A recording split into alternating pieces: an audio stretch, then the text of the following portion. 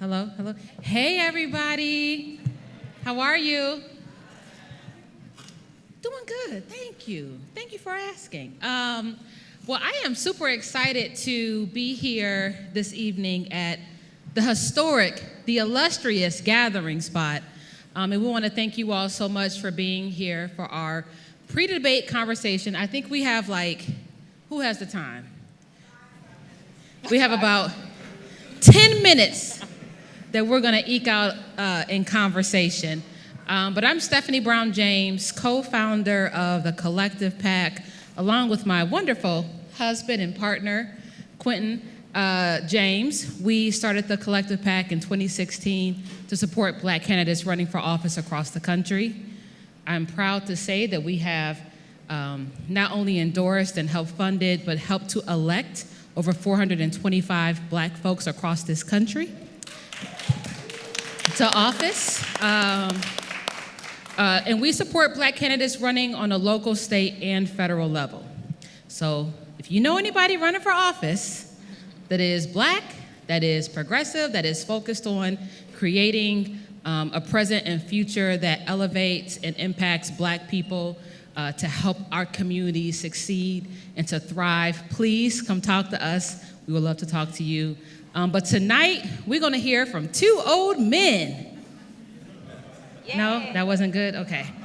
No, seriously, though, I should have said two old white men, but that's neither here nor there. But before we hear from the debaters this evening, we wanted to, a group of us came together and we said we wanted to have this conversation in Atlanta, ground zero for what's happening in the political space, what's happening in this historic presidential debate. And so we came together and we're hosting it here at the gathering spot. So let me just first say thank you to Ryan and to TK. I think they're here somewhere. Thank you so much for opening the doors at the gathering spot for us. Thank you to your entire team who has been completely amazing to work with. I also want to say thank you to two of our event sponsors are also here on the panel. We have Mr. Theron Johnson here, who is the founder and CEO of Paramount Consulting Group, based here in Atlanta, Georgia. He is a native son. And also we have Miss Ashley Allison, who you may have seen her on CNN as she is a CNN contributor. Let's give it up for her. She needs all the support she can being on TV talking about our issues and speaking up for us. But she's also the founder of Watering Hole Media, and I hope that she'll be able to talk a little bit about what that is this evening. So thank you so much for sponsoring, for leading this conversation. I also want to say thank you to our other event partners that we have, 100 Black Men of America. I know you're in the room. We'll hear from one of their leaders in our post-conversation, the Black City Councilman of Georgia, Georgia Association of Black County Officials, the House of Culture, and I hope that you were able to taste some of the Click Sparkling Wines, which is a Black-owned wine company based here in Atlanta that was in the other room. Let's give it up for them as well, because we want to definitely support Black businesses. And with that being said, if you need a drink during the debate, because you probably will, for those of y'all that drink, when one of them says something you don't want to hear, please know that this bar will be closed, but you can still go to the other bar if you want to enjoy any refreshments. Okay, now with that, we have 2 minutes for a conversation. Okay, so I pretty much only have one question. And the question is, what is it that we as Black voters, even no matter what our political affiliation may be, what do we as Black voters need to hear from President Joe Biden and from former President Donald Trump this evening? I will be good. I'm going to be good. Let's start off with Theron. Well, Stephanie, thank you so much for moderating this, and to echo what Stephanie said, thank you all so much for coming. For me, it's really simple. I think that Black voters, what we need to hear tonight is specifically what are these two presidential candidates going to do to help us with public safety, to make sure that we can continue to be entrepreneurs and the economy continues to grow. What does that mean for Black businesses and female businesses and Hispanic businesses as well? And I think the third thing is it's got to be healthcare. As we sit here, we're in a state that is number one with maternal mortality, right? So for those of us who have children or know people who have children, it's not just the pregnancy, it's not just the conception of life, but it's also that postpartum that is so important. And so I think that you'll hear tonight a localized message. You know, we just had a little water issue here in the city of Atlanta, but thank you to our great mayor and partnering with different counties like Fulton, DeKalb, and Cobb, and the state. And we feel like we want to hear about infrastructure. We want to hear about water and sewer. What are you going to continue to do? And then the last thing is black men. It is a battle for the support of black men. I'm feeling it. I'm seeing it. A lot of my friends, I have not met a black man yet that has come up to me face to face and told me they're voting for Trump. But I think we got to take that constituency very seriously going forward. Well, I don't need to hear anything from Donald Trump tonight, personally, so I hope they mute his mic the whole night. But I think for Joe Biden, yeah, you can clap for that now.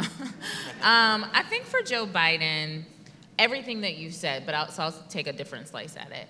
There's no reason that in Georgia you all made history in 2020 with the Senate races and flipping it blue. There's no reason that we had the largest youth turnout, black turnout, you name every constituency. That was the job I did on that campaign. There's no reason that happened and we still couldn't get the Voting Rights Act passed, the Freedom to Vote Act. We couldn't get the George Floyd Policing Act. We couldn't get, you name it, right? There were really good pieces of legislation, but the things that a lot of our folks showed up for, we weren't able to get them done. And so I think for me and for a constituency that I feel like doesn't believe in the system really working for them right now, how are we gonna fix that?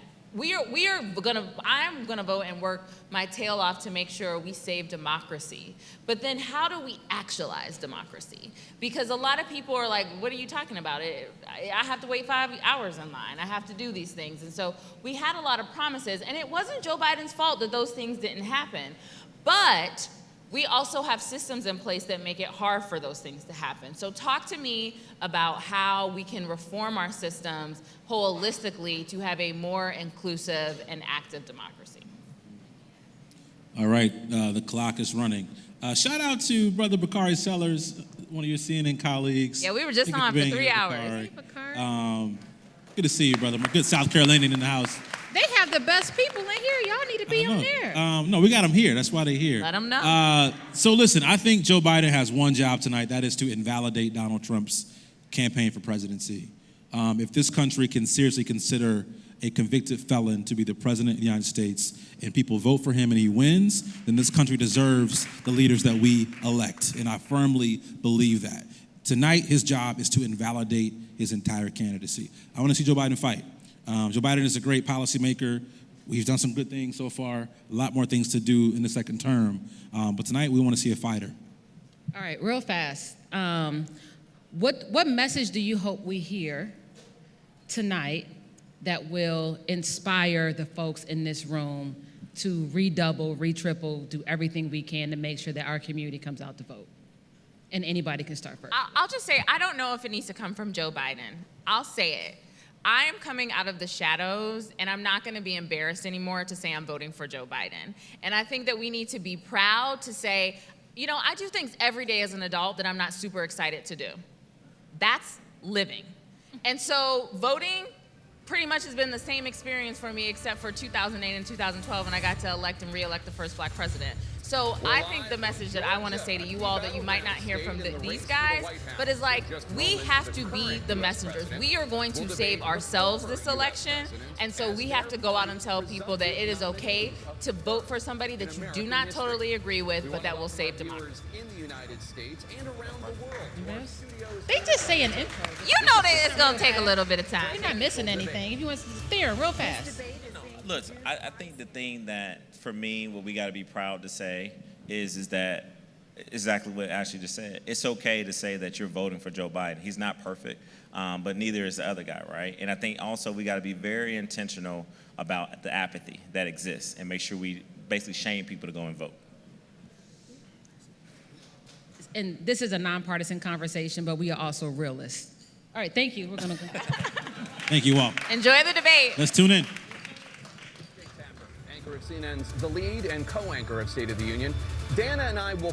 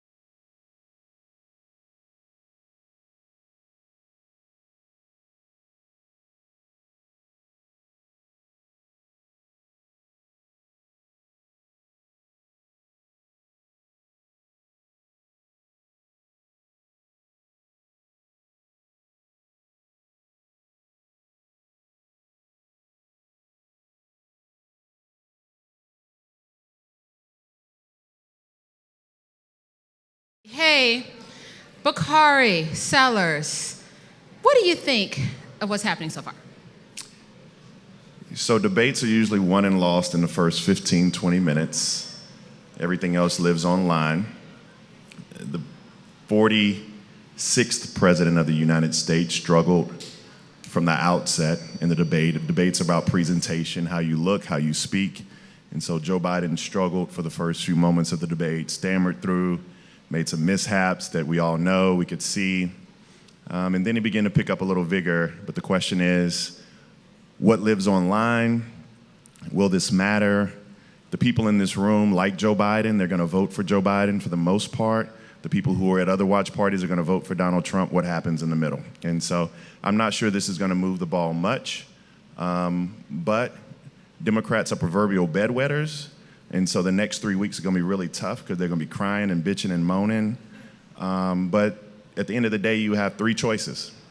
You have Donald Trump, Joe Biden, or the couch. And I choose Joe Biden. All right, appreciate that.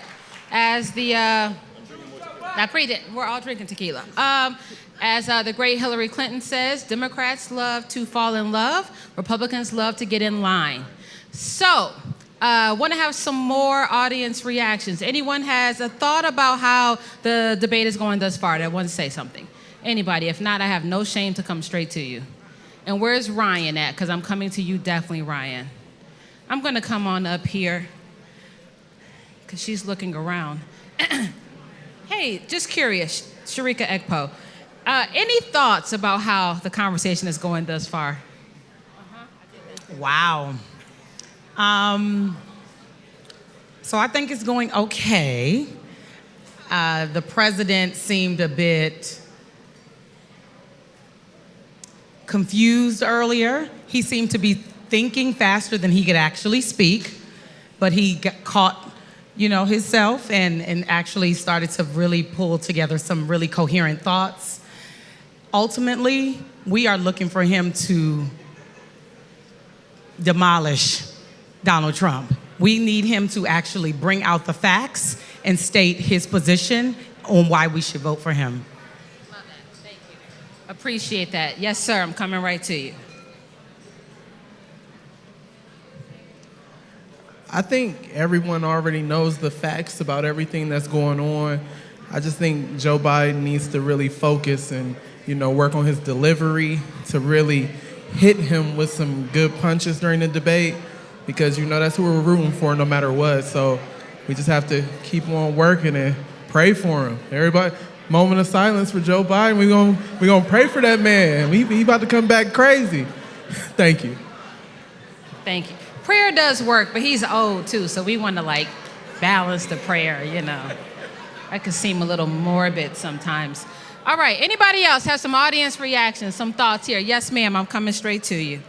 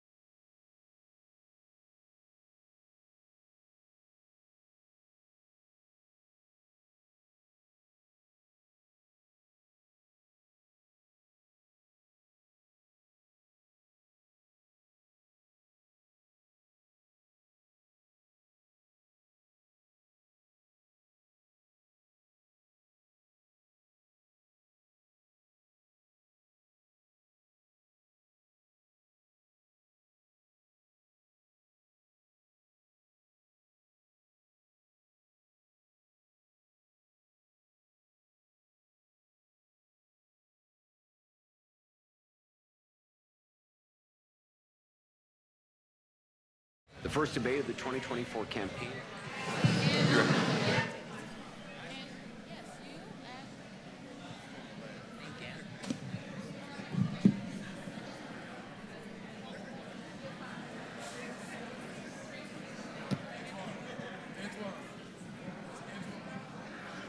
Hello? All right, y'all. Okay. It's so funny because didn't that just end like abruptly? Sorry. Feels like the state of America. Lord have mercy. Can I get a Patron? All right, so listen, we're not going to be long this evening. Thank you all so much again for joining us. There was a sister down here on the end, and I know she's chatting real fast, but I want to see if anybody else has a couple of thoughts about the conversation this evening while our panelists come up real fast. We are not going to be long, and I know that a bunch of, if you have to leave, that's totally fine. Thank you for being here with us this evening. Does anybody else have a thought that they want to share about tonight's conversation, this debate?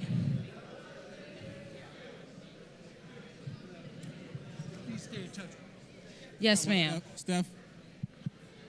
Test. I just wanted to make some comments about. Yeah, thank you. I just want to make some comments about debate strategy and communication strategy in particular. Okay, so listen. There's a mic right beside you. We're going to have a little bit of post-debate conversation. If you want to have other conversation, we just ask that you kindly. Yeah, go to the bar outside. It's still open. Steph. There's a Yeah, so I just wanted to make a quick comment about communication strategy and debate strategy. I think that Biden shines when he went off script, right? So, I don't know what, people are advising him on, but I think he really shined when he was saying, like, saying to Trump, combating what he was saying. And I think after the debate, it's going to be surrogates speaking for him because he's old. So I think it's going to be black women and black men and other people speaking for him in the interim. All right, we got to spin this. I like that. Thank you so much. Introducing a good friend, good neighbor of mine, Mr. Frank Whitfield, the mayor of Elyria, Ohio. Thank you for joining us tonight, Mayor Frank. Yes. So just one comment I have about all of this, and I agree with my sister here. We have to paint Donald Trump as the racist, treacherous, snake oil salesman he is that puts all of us in danger. Ain't none of us gonna get excited about Biden. He's not an inspirational leader. You can see him freezing, he's stuttering. We know that's not what our Uncle Joe does. So we can't expect that, but we have to think about who's undecided. One group that's undecided is folks who are gonna stay on the couch. And to get them off the couch, they need to see the Tamir Rices, the Trayvon Martins. Trump unleashes that inside this country. And then for those reasonable Republicans or white folks, we need to fearmonger and scare them that they see this country, this democracy may not stand if Trump is reelected. So I felt like Biden spent too much time trying to sell himself. Biden, we just ain't excited about you, bro. That's all good. Show us how bad this dude is, because I don't think we truly grasp how evil, in my opinion, Trump really is and how dangerous he is. So we got to rally around that. Thank you. We're right here. Hi, my name is Sonia, and I've had 2 more drinks than I normally have, so I'm about to speak the truth in love.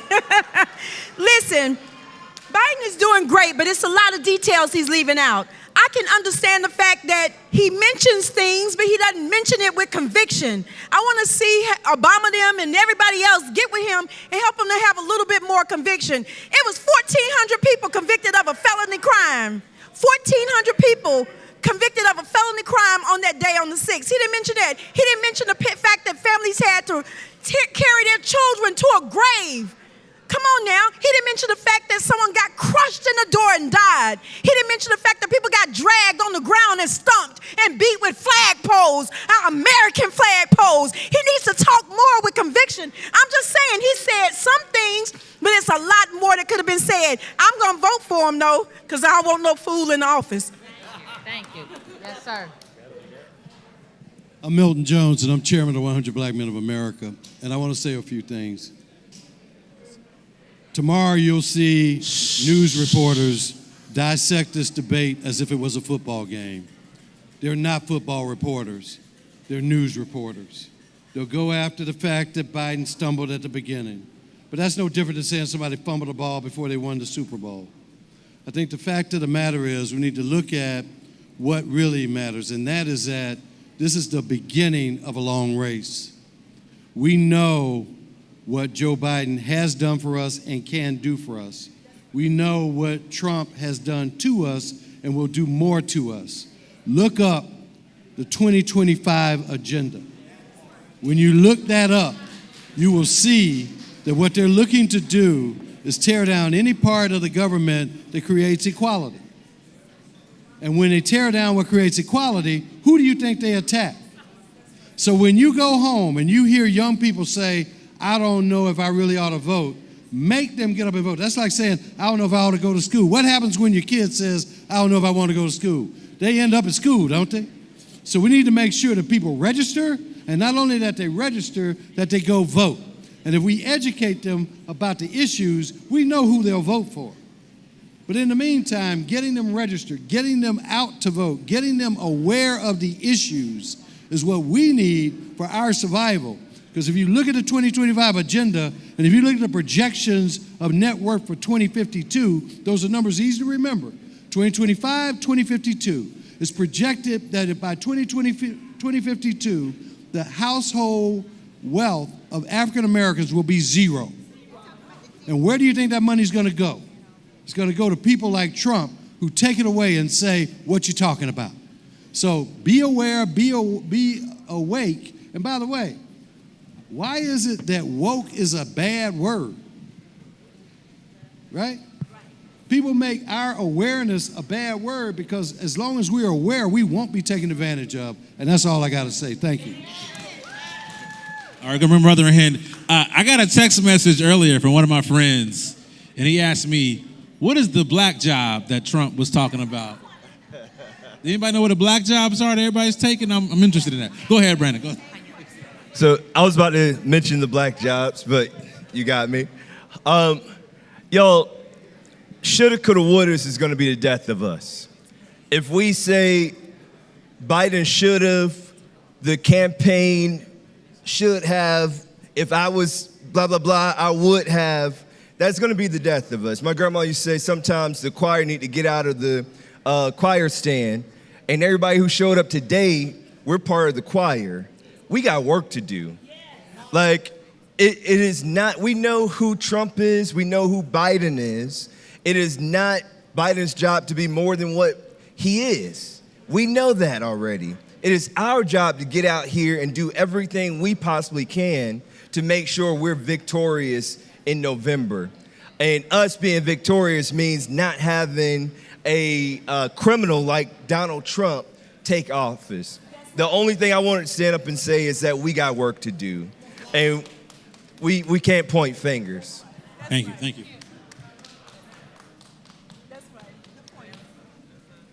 Good evening, brothers and sisters. I'm Soraya Mukurta. A little closer, a little closer. And I'm sorry, I just want to say again, and thank you so much to everyone that came out this evening. If you want to be a part of this conversation, please stay seated here. If you want to have a side conversation, which is great, we just ask that you go to another space within the venue to do that so we can respect what's happening here in the front, please. Thank you all so much. Yes, ma'am. Thank you. Can you hear me? Do I have to press something? Oh, thank you. Good evening, brothers and sisters. My name is Soraya Mukurta. I'm a professor at Spelman College. I'm originally from Algeria, the biggest African country. I am an American citizen, naturalized. I have been a citizen for quite some time, 43 years in the United States of America. This is what I would like to say. I and many people I interact with are far left of the Democratic Party. I'm also very involved with the Arab American community. As you all know, in the Arab American community, there has been intense heated debates over the situation with Palestine and Israel. Those of us in the Democratic Party that abide, and perhaps more on the further to the left side of the Democratic Party, to the principles of what the United States is still in the making of perfecting its goal of true equality and justice and citizenship. I think that we need to continue this fight. We know we're not there yet. And to my Arab American brothers and sisters who are so, as I am, hit to the core with the genocide of Palestinian people, and yet still the right of Israel to defend itself. Just because you are for the empowerment of people who have no power, that our weapons help kill civilians, children and women, doesn't mean that we are anti-Israel or anti-Jewish people. We're interested in alliances. We, meaning people who are American, naturalized like me, of Arab descent, interested in alliances along the lines that would help us as Americans to advance further our work to reach the ideal of true democracy, justice, and equality. And how the world perceives us has a lot to do with the consistencies, how consistent we remain to reaching our goals. Each time we are inconsistent, and specifically in the case of Israel and Palestine, we have work to do as Americans who want us to get back the dignity and the respect that the United States has. And therefore, we have work to do. I know Arab American citizens ready to give up their American citizenship, renounce it over what we see. But I'm among those who plead with anyone who has perhaps a few reasons to be not so enchanted with everything, in spite of the magnificence of what President Biden did and continue to do for all Americans.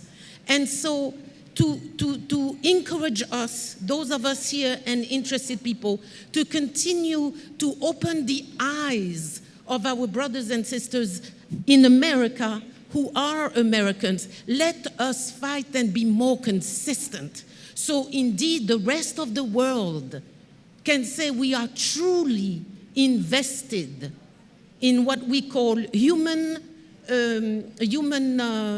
ideals, and that we are truly invested in the life of a Palestinian civilian person who dies is not worth less than the life of an American, of my life, or of an Israeli person. Yes, Israel has a right to defend itself. Yes, the United States, President Biden leading us, has a right to say that the United States has chosen that we have the back of Israel, that we hear that Israel is the friend of the United States. There's nothing wrong with that. The United States, I'm just a citizen here, has the right to decide who its friends are and are not. Yes. But wouldn't you agree with me, if you have a true friendship with your good, excellent, special friend for whom you would die if a bullet came your way, don't we also have in our honest transaction in the friendship to tell our friend, listen, you know I'm the United States, you know I got your back, you know I'm for you. You know, my money, my people's taxpayer people, supplying the weapons that you have.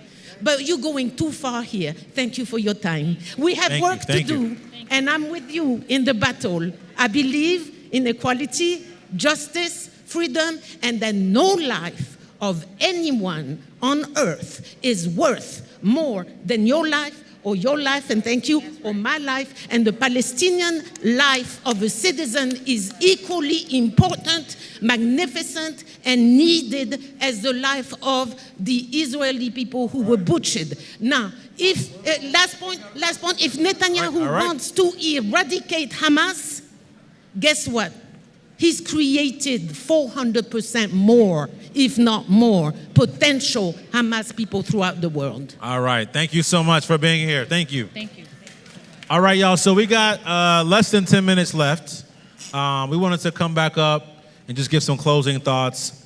Some of our experts, some of our partners tonight. Thank you all so much for being here. Ashley Allison, CNN political commentator, founder of Watering Hole Media. Dr. Wes Bellamy, former vice mayor of Charlottesville, Virginia, and working with 100 Black Men of America. Thank you so much for being here. Thank you. Final thoughts before we wrap this up. This cryon is killing me right now. Dim's concerned about Biden's performance tonight. It's going to be an interesting talking point, but give me your all's thoughts as we close out. Well, I think, hold on, in the back. Yo, in the back. Thank you. So I think it's a couple of things. One, no matter how we view the debate, this is indeed a marathon, and it's very clear that, again, we all have to vote our best interests. I think we heard policy positions from one candidate and hyperbole from another candidate, and we have to, again, vote who is going to be best for our people. I don't think that Black folks specifically have ever had the ability to be able to say that we're going to pick perfect candidates. Our position has always been that we have to do what we must do that's going to be best for our people collectively. And if we're looking at this objectively, then there is only one candidate, in my personal opinion, whom is going to do right, quote unquote, by us. Thank you. Ashley. Okay, I'm Joshua Butler IV. I'm the president of the Black City Councilman of Georgia, and I'm also an elected official. I think one of the questions, and you said it the best earlier, I think President Biden fumbled the ball when he did not address the grievances of Black voters. And we have to do that for him. We have to let him know, and we have to tell people why I should vote. People keep asking me, why are Black men disproportionately not voting for Biden? Or they're saying that because they don't feel represented. Look, the game is simple. Optics matter. How you communicate matters. What's important to me matters. And until we start to communicate those issues to those voters, that's what gets people out to vote. You have to tell people what they want to hear. And that don't mean I don't want you to placate to me. When you talked about earlier, voter rights, the John Lewis bills, tell me why that hasn't passed. The reason it hasn't passed is because it takes more than Joe Biden to do it. If I was Joe Biden, I would have said, give me a Congress and give me a Senate that I can get the John Lewis Voters' Rights Act passed. It doesn't take but 180 characters to say that. And until he get Black men in a room with him, telling him how to communicate with Black people, it's always going to be a deficit. On the counter hand, and I tell people this, Republicans don't want to hear what Black people have to say. They want you to coon for them. And as long as you Tim Scott and you're saying what they want to be said, then they'll let you in the room. It's not hard. It's very simple, but ain't nobody about that life, about telling the truth, what Black people really want to hear. And until we get that done, we are always going to be marginalized and taken for granted. Put us in the room, make us of value, because we are 13% of the population. But that 13% is what gets you across the finish line. But I would make the argument. I would make the argument though. Trey Baker was here. I'm sorry.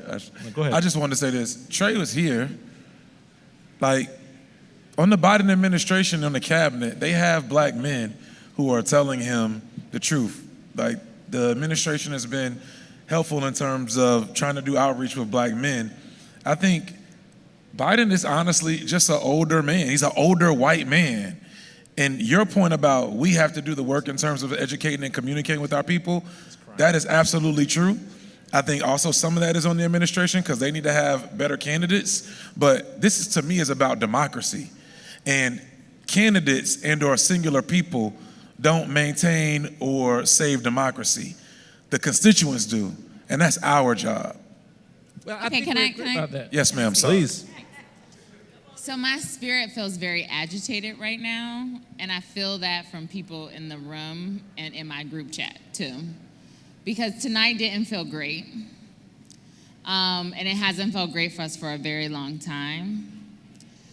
So I have a very deep yoga and somatic and spiritual practice that I do. And Trey is back here. He's been on my team. When RBG died, we breathed on our staff call that night. We went deep because this isn't about either one of these guys right now. This is, my nervous system has to settle. Our people's nervous systems have to settle. And the only way that can, it might not fully be, I'm sorry, I totally changed the dynamic of this conversation, but I just feel like we are not having real conversations about how our hearts are feeling. Like 4 years ago, I remember being on campaign calls, seeing massive protests go down 16th Street to the White House because we saw a black man executed on television over and over again. I remember not being touched for an entire year because I'm single. I'm a black woman. I don't have kids. I don't have a husband. I don't have a partner. And my parents were high risk, and we were living in COVID. And I couldn't touch anybody. And I'm still suffering from that right now. And I feel like we all are. And nobody is talking about why we are feeling so agitated. Tonight wasn't a great performance, honestly, for either one of them, but it wasn't what people wanted from Joe Biden. And I think we are okay to say that. I think what people are sick of is us pretending like something isn't what it is. But I will tell you, I said this earlier, I can't live 4 more years as a black woman at 42 I'm 41 in 11 months, but I'm about to be 42. So I'm gonna claim that year. But I can't live like that anymore. I gained 25 pounds in the 4 years of Donald Trump because every day I woke up and I was terrified of what was going to happen. I was terrified. And when Joe Biden became the nominee and I decided to leave my very comfortable civil rights job as an executive vice president for the oldest civil rights organization and go work for him, I didn't do that for Joe. I did it for me. I did it for my mom. I did it for my dad, who was a transplant patient who I didn't get to see for 7 months because of COVID. Like, this is not about Joe Biden. I'm like, I don't live my life for old white men. I don't do it. I do it for the ancestors. I do it for the future generations, whether they are my direct lineage or y'all's or whoever. This is a community. And I'm saying that because I don't want to have a take on tonight. Because I said it back there, I don't actually care about tonight. I am a winner. Our people are winners. We are survivors. That's right. We do what we have to do every single time. And I will say it here, and I said it yesterday to a brother, and he said, well, how did you say this 4 years ago? I haven't said this ever before, and I've been in politics for a very long time. This will be my last year of doing what I have to do for other people to survive. But I'll be damned if I don't do it in 4 months and do every single thing. I will breathe. I will do every asana. I will do every practice I need to do. And whatever you do to get there, but our people are hurt. Joe Biden is never going to understand our people's hurt. I actually don't need him to understand our people's hurt. He is not an empath. He is a president. We have the ability to help heal our community. So everybody can I'm about to have y'all breathe in a second, but take a deep breath and realize we have a lot of work to do. The work our ancestors have done, the work that we have already done. But Donald Trump cannot win this election. Period. Yes, that's true. Period. However you got to get to yes, get there. Awesome. That's it for me. I ain't got to say nothing else anymore. I'm going to Thank take you. some deep breaths and finish my little drink. And Well, thank you so much, Ashley, for those remarks. I do, before we close, I want to thank Mr. Trey Baker for being here as well. Trey. Senior advisor for the Biden-Harris campaign. Thank you for your work, brother. Mr. Antoine C. Wright, thank you for your work as well, brother. Listen, we are after the 11 o'clock hour. I want to really thank Mr. Ryan Wilson with the Gathering Spot. Thank you all for hosting us tonight. Thank you for the work you all are doing. All of our partners, the Black City Councilmen of Georgia, 100 Black Men of America, Watering Hole Media, Paramount Consulting. Yes, and we're going to ask you all some takeaways tonight, but thank you all so much. All right, so a few things to do tonight. Raise your hand if you have moved in the past 6 months to a year. All right, y'all, you've moved, all right? Not a lot of people. So please go to votetolive.org and check your registration status.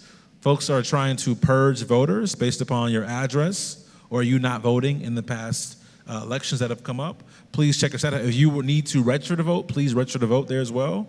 And please commit to vote. Go to votetolive.org.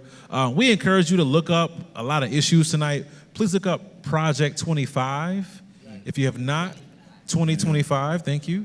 Project 2025, if you have not looked that up, please research what this is nonpartisan, but what the Republican Party is attempting to do to our nation and our country. It's really important. But beyond that, we also want you all to think about the folks who weren't in the room tonight, folks who are not watching on live stream. So we want you all to win with 10, whether it be your family, your household, your children. Go to the polls with at least 10 people with you this November. We really encourage you. We'll be in touch. You all RSVP'd. We'll keep you engaged with our campaigns. But thank you all so much for joining us tonight. There is an after party tonight at the Steak Market. Feel free to join us if you're. Thank you, Collective Pack and the we love Gathering you, Spot. Collective. Yes, you're here. Thank you all. Thank you, Quinn and Love Stephanie. We you. appreciate you. All right. Thank you all so much.